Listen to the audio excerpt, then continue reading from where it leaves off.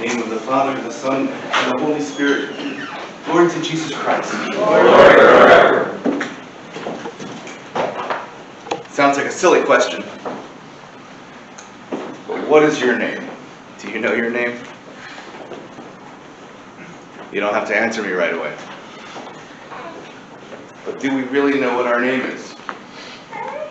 Today we celebrate the feast of All Saints of North America, which necessarily, and makes sense, follows on the heel of the Feast of All Saints, which was last week, which follows on the heels of Pentecost. There's a progression here.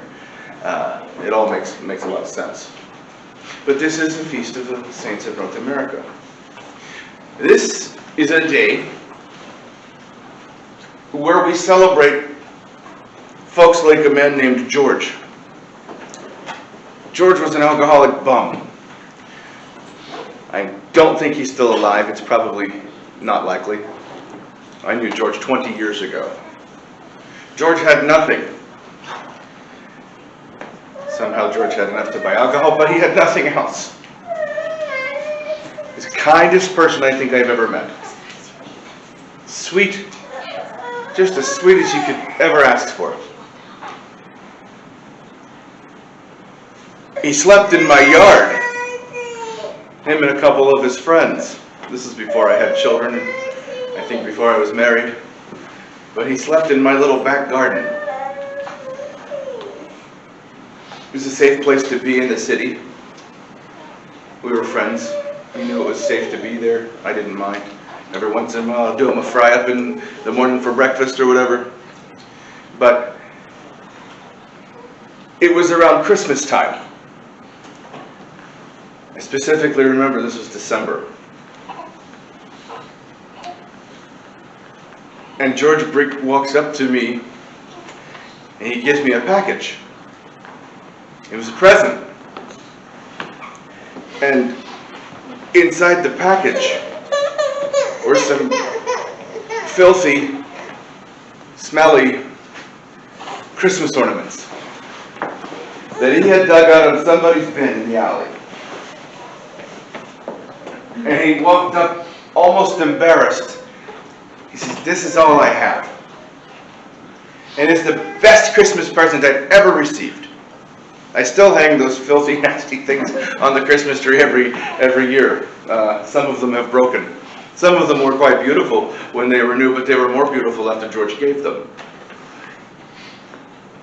I'm quite sure he's probably dead by now. And I pray for him. He walked up in humility, in friendship, and offered this. It's the humble offering. It's also the feast of Jennifer, who I am quite sure doesn't know her name. I've spoken before about Jennifer. Briefly, those of you who haven't, Jennifer is a prostitute who I picked up in an Uber. I have to clarify that. And who I certainly hope to pick up again in an Uber because she was a very interesting woman. And I reviled her for most of the ride. She was disgusting, the things that she spoke about, said, what have you. In the midst of driving Jennifer it's North Carolina, so this is a long ride from Richmond. So I had a long time to listen to her speak about what have you. And about 9/10 of the way to her destination, I had an epiphany. The whole ride I wanted to just stop on 95 and let her out. And I don't embarrass very easily, but I was mortified to be there in the car with her. Not because she was a prostitute necessarily, but because of the things she was speaking about and describing how she lives. And I had this epiphany. It's like, this woman exchanges what she exchanges for a transactional thing, for money. There is at least an observable end to her means. And in the midst of reviling her, I think it must have been my guardian angel, I don't know what. But I began to love her because I had a revelation. When I whore myself out to sin, I do it for nothing. Jennifer is a saint. She doesn't know it yet. I don't even know that she's baptized. In fact, I rather doubt it. She's someone who doesn't yet know her name. But I remember her in prayer all the time with gratitude, because on a day like today where we celebrate the Feast of All Saints who have shown forth in North America, she should be on that list because she is somebody who I hope is on the way to discovering her name. She was certainly born with the ability to do that because she bears the image of Christ. She is a human being, made in the image of God and given the opportunity in baptism, whenever or if ever she takes that, to acquire his likeness. This is the feast of Christopher,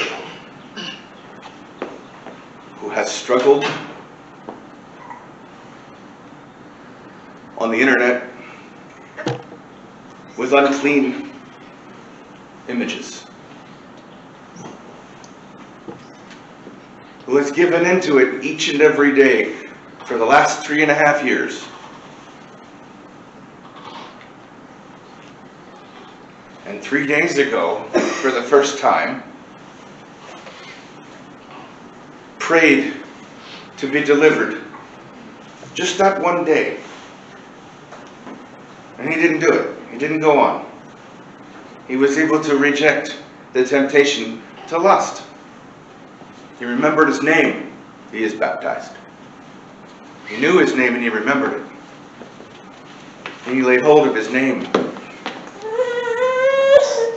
You see, I could go on and give multiple examples of different situations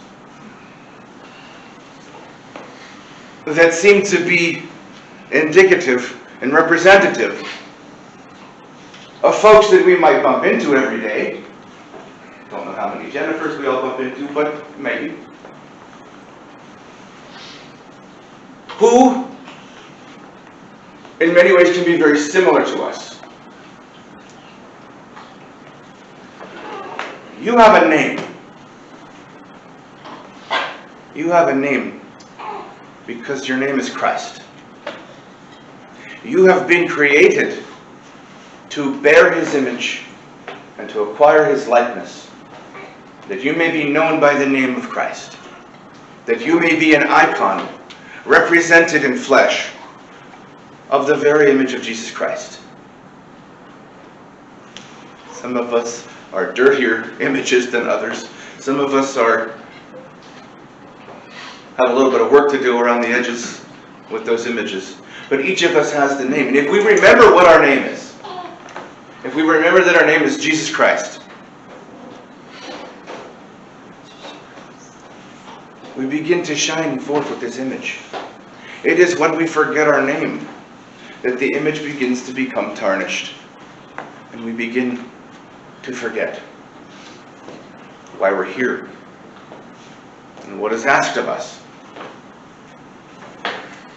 We have an image of, well, at this point, most of the saints that we know of so far in North America, although Matушka Olga is not yet on here because she's not officially declared a saint, but absolutely is. This is the saints of North America.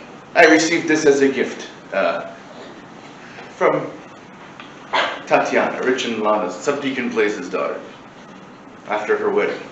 And I treasure this icon. It hangs in my icon corner at home. It's pretty cool.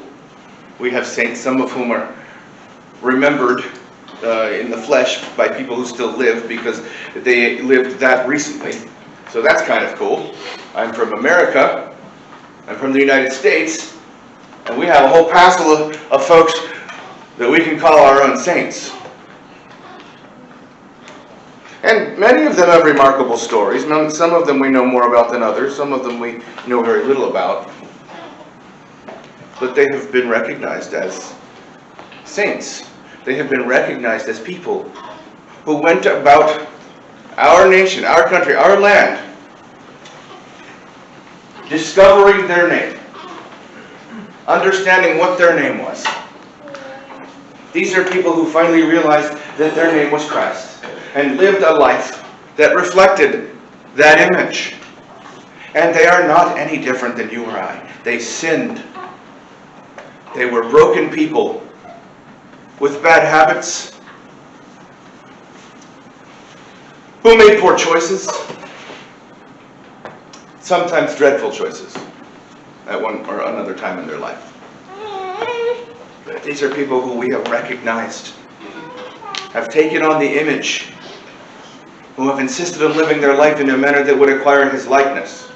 This is why we celebrate the Feast of All Saints of North America. This is your feast. This is my feast. This is the feast of every one of us. Otherwise, why are we here? We do not come here knowing our name and wanting to bear the image better and wanting to acquire the likeness. Why are we here? This is your feast. You are set apart. You are called out. You are called Christ. In baptism, your name is Christ. This is your feast. Happy feast day. In the name of the Father, the Son, and the Holy Spirit. Glory to Jesus Christ. Glory.